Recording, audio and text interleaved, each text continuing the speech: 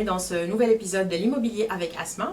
Je suis Asma Etlili, courtière Remax à Gatineau en Outaouais.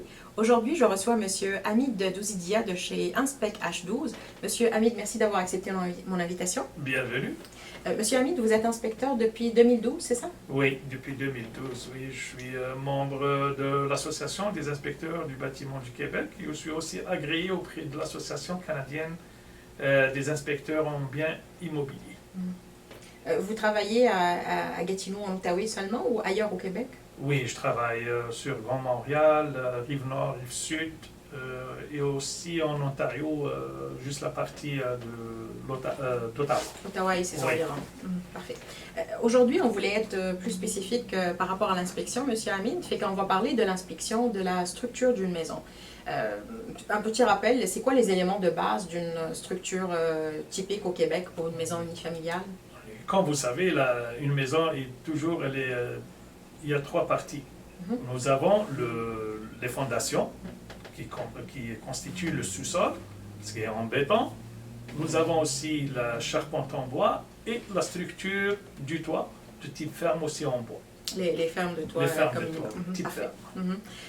Quand on inspecte si on commence par la fondation par exemple, quand on inspecte la fondation, généralement les gens vont faire attention à la présence de fissures. Mais à part ça, qu'est-ce qu'on inspecte dans un mur de fondation?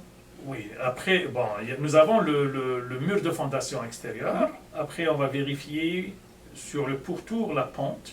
Il faut que la pente soit positive pour éloigner l'eau loin des fondations. Nous vérifions aussi la présence de la membrane imperméable. On voit déjà juste une partie qui sort de la terre. Qui est généralement bleue, la blue skin. Ça dépend, il y a plusieurs couleurs. Ça dépend, il y a plusieurs couleurs. Le drain, bon, il y a le drain français, malheureusement, il n'est pas visible.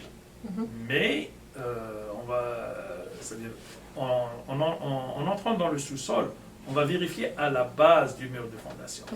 Si nous remarquons qu'il y a vraiment de l'efflorescence, c'est quoi l'efflorescence? Ce sont des sels minéraux, c'est une poudre blanche qui est à la base. Là, on demande une inspection plus poussée, une inspection exhaustive. Par des spécialistes qui vont utiliser une caméra. Ils vont utiliser une caméra, oui. Quels sont les types de fissures, Monsieur Hamid, à part, généralement ce qu'on voit c'est des micro-fissures un peu verticales, mais est-ce que c'est les seuls il y a types de fissures? Voilà, il y a des fissures verticales, il y a des fissures qui sont obliques, il y a des fissures qui sont horizontales. Là, on a peur, c'est les fissures horizontales. Mais généralement, on les voit, c'est rare. C'est-à-dire, depuis que je travaille, je n'ai pas vu vraiment une fissure horizontale. Pourquoi la fissure horizontale? Parce que si jamais la maison peut bouger, ça peut se déplacer. Se déplacer. Oui. Donc, c'est sérieux, quand on voit une fissure horizontale, oui, mais c'est rare. C'est rare. Moi, jusqu'à maintenant, j'ai vu peut-être une seule fissure horizontale, mais ce n'est pas sur toute la longueur, à peu près 60 cm. Il faut signaler aussi que les fissures, je ne vais pas dire normales, mais les fissures obliques et verticales, ça se répare par des professionnels. Généralement, ça ne coûte pas si cher que ça, puis ça vient avec une garantie. Une garantie, absolument, oui. Une garantie de 10 à 15 ans. Un autre élément que je trouve intéressant à signaler, c'est que la présence d'une micro-fissure au niveau du crépi à l'extérieur ne veut pas dire forcément qu'il y a une fissure au niveau du mur de fondation lui-même. Oui, oui. Ça, c'est ce qu'on appelle les micro-fissures. Donc là, nous, les inspecteurs, quand on voit ces micro-fissures-là, on met à surveiller. C'est-à-dire que le futur propriétaire doit vérifier. Si, quand je dis vérifier, c'est pas chaque jour, s'il voit vraiment que ça commence à s'agrandir, c'est-à-dire que la fissure commence, là, il doit faire appel à un spécialiste pour réparation.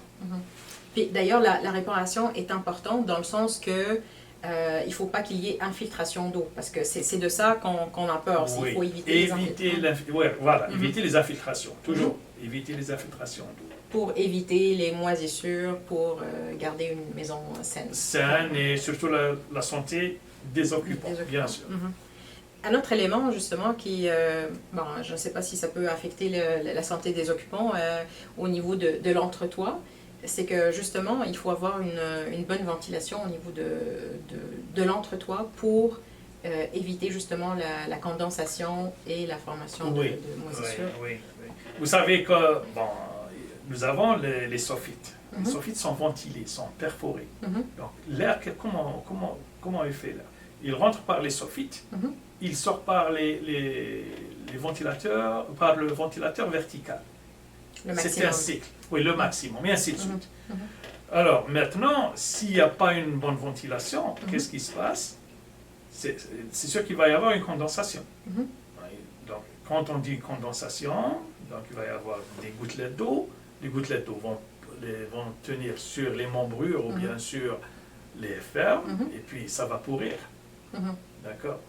Donc c'est pour ça qu'on insiste c'est-à-dire que l'entretoit soit bien ventilé. Voilà. Et d'ailleurs, un indice que j'ai appris moi lors d'une inspection, c'est que l'entretoit, quand on visite l'entretoit, il faut que ça soit éclairé. S'il n'y a pas de lumière, ça veut dire que les soffites sont bouchés quelque part. Sont bouchés, voilà. C'est-à-dire on voit, dès qu'on rentre, on voit sur l'extrémité qu'il y a de la lumière. On voit juste une fine lumière dans les coins, oui. Au pourtour. Oui. Parfait. Monsieur Hamid, merci encore d'avoir accepté mon invitation. Ça me fait plaisir. C'est sûr qu'on essaiera de refaire d'autres capsules.